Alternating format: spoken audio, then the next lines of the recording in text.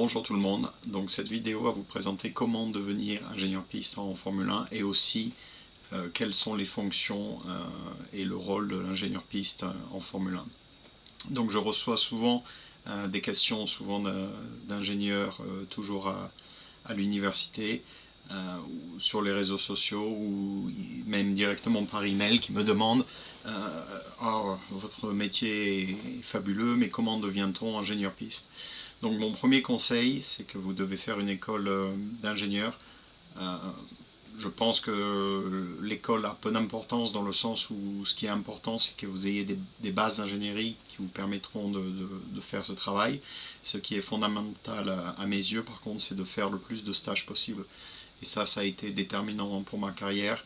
À l'école où j'étais, j'ai pu réaliser entre 2 et 6 mois de stage tous les ans dans des petites structures, dans des petites équipes en France. Et ça m'a beaucoup aidé. Ça m'a permis d'arriver à la sortie de l'université. J'avais déjà plus de 24 mois d'expérience et de stage et qui ont été très utiles.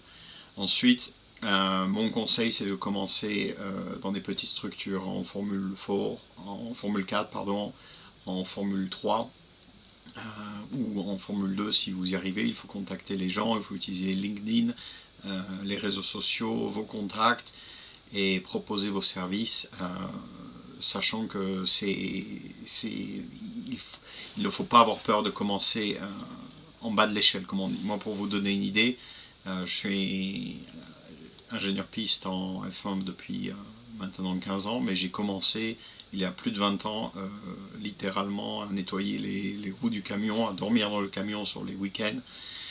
Je me rappelle dormir à l'Édenon, prendre une douche froide le matin, et c'est comme ça que j'ai commencé.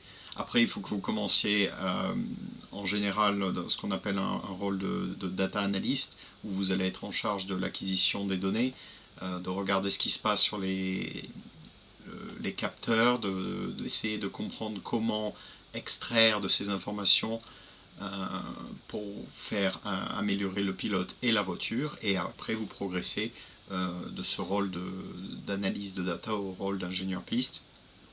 Et ça, en fait, ça a un effet boule de neige, c'est-à-dire que vous allez commencer en data, en F4, en F3, puis vous progressez à ingénieur piste où vous êtes en charge de la performance de la voiture. Enfin, vous allez en F2 comme data encore, et vous progressez au rôle d'ingénieur piste, et exactement la même chose en F1. Et ça, c'est très important. C'est comme ça que j'ai commencé. Et évidemment, je connais plusieurs ingénieurs en F1 qui sont arrivés en F1 directement de l'université, qui ont du succès, mais c'est pas le chemin que j'ai fait. Mon conseil serait de commencer dans des petites structures comme analyse des données. Après, quel est le rôle exactement en Formule 1 et quelles sont les différences par rapport à la Formule 2 par exemple ou à la Formule 3? Eh bien là, c'est un travail très similaire. La différence, c'est la quantité d'informations et de personnes surtout avec laquelle vous allez avoir affaire. En Formule 3 ou Formule 2, vous avez souvent un ingénieur data, le directeur de l'équipe, les pilotes, mais vous n'avez pas beaucoup d'ingénieurs sous vous, donc il faut que vous puissiez faire beaucoup de choses en même temps, alors qu'en Formule 1, vous allez avoir un ingénieur performance, un ingénieur pneumatique, un ingénieur aéro, un ingénieur moteur, un ingénieur du contrôle des systèmes. Donc le rôle en Formule 1 de l'ingénieur piste, c'est de filtrer toutes les informations que vous allez avoir de la part de tous ces ingénieurs spécialisés pour donner à votre pilote l'information qui va lui permettre d'aller le plus rapide possible. Donc après, dépendant des pilotes, Kimi par exemple, il est assez fameux pour ne pas vouloir trop d'informations. Par contre, il veut les informations qui lui permettent d'aller vite. Et ça, c'était mon travail, de filtrer toutes ces informations que j'avais et de lui donner l'information qu'il voulait, qui lui permette d'améliorer son pilotage ou d'améliorer le réglage de la voiture. Après, il y a plein d'ingénieurs, on va dire, il y a plein de pilotes qui vont commencer ou qui veulent plus d'informations, et ça c'est votre boulot de vous adapter